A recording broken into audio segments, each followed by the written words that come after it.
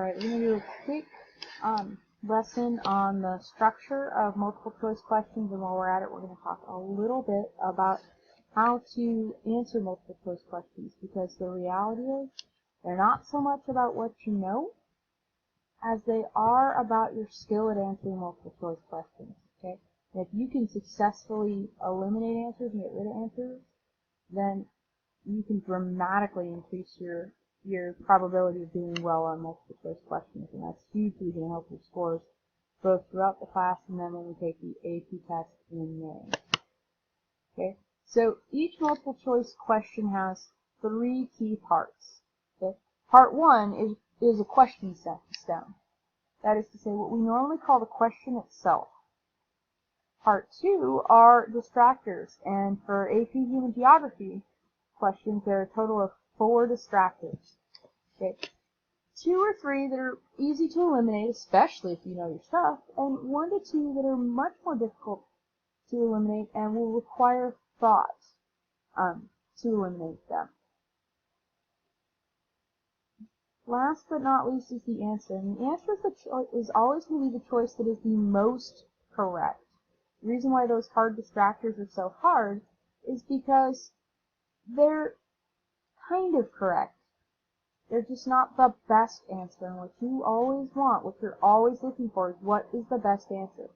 Which is why, when you do multiple choice questions, you should always read not just the question, but all of the answer choices before you make up your mind in terms of what the actual answer choice, or what the best answer choice is, and which one is the most correct.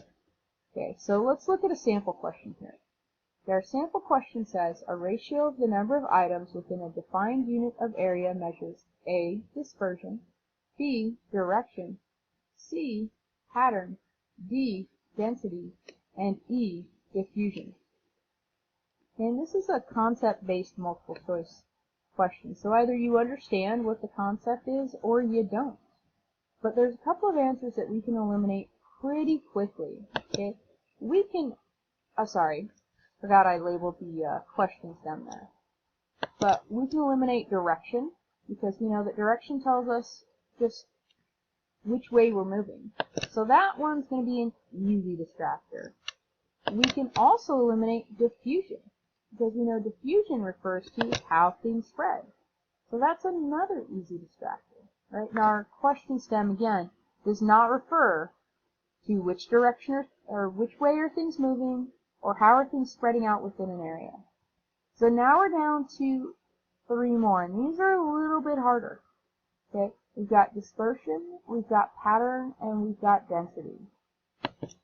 We can eliminate dispersion because, again, dispersion talks about how are things spread out. Nothing in there talks about the fact that the things in our unit of area might be spread out. Okay, or how spread out they are. But that's a little bit harder because we're getting closer to what the actual right answer is, right? At least with dispersion, we're talking about a set area of space. With diffusion, we're just talking about how does it spread out in space more broadly. Okay.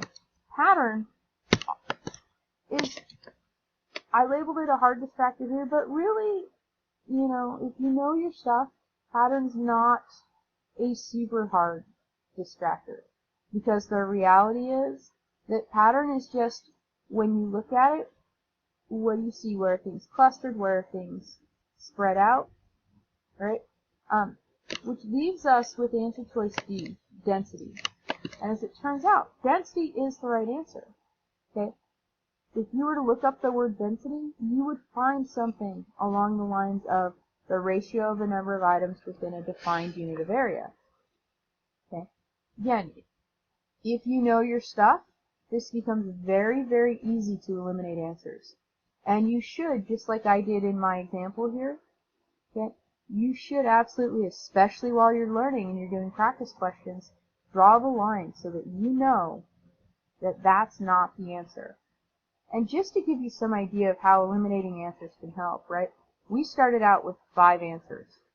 If I guess based on 5 answers and I don't eliminate any answers, and it's not an educated guess, I just picking the letter of the day, my odds of guessing correctly are 20%.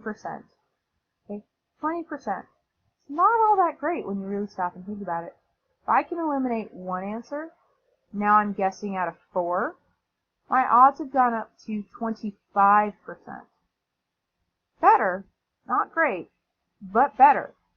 Okay, if I can eliminate a second answer, now I'm down to 3 possibilities, and my possibility of guessing correctly, my probability of guessing correctly, is 33%.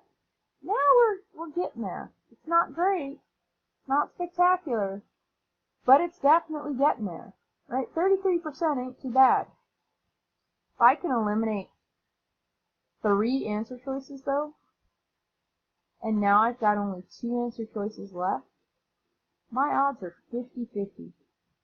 Think about that. 50% odds I'm going to guess correctly if I can get rid of at least 3 answer choices, just based on what I already know. Okay? And again, what you're looking for to eliminate answer choices is, this is the choice that doesn't work. I know it can't be that, right? And that's how you get rid of them. Multiple choice tests are only a little bit about what you know, and it's a lot about how much can you get rid of. Okay? How many answers do you know are not the right answer?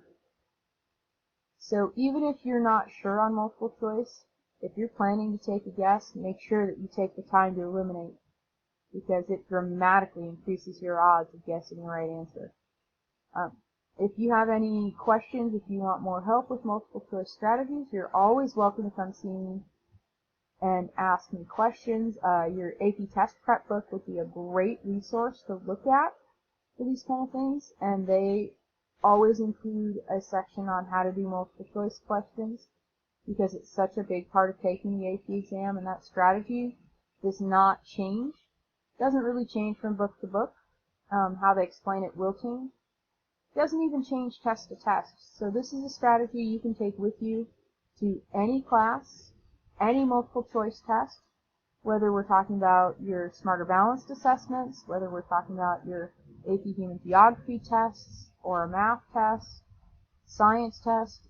Okay? This is a useful strategy to learn and to master. And you will absolutely see your grades go up if you can master this strategy. Good luck with it. Make sure that you practice with it, because that's the key to becoming proficient at any strategy.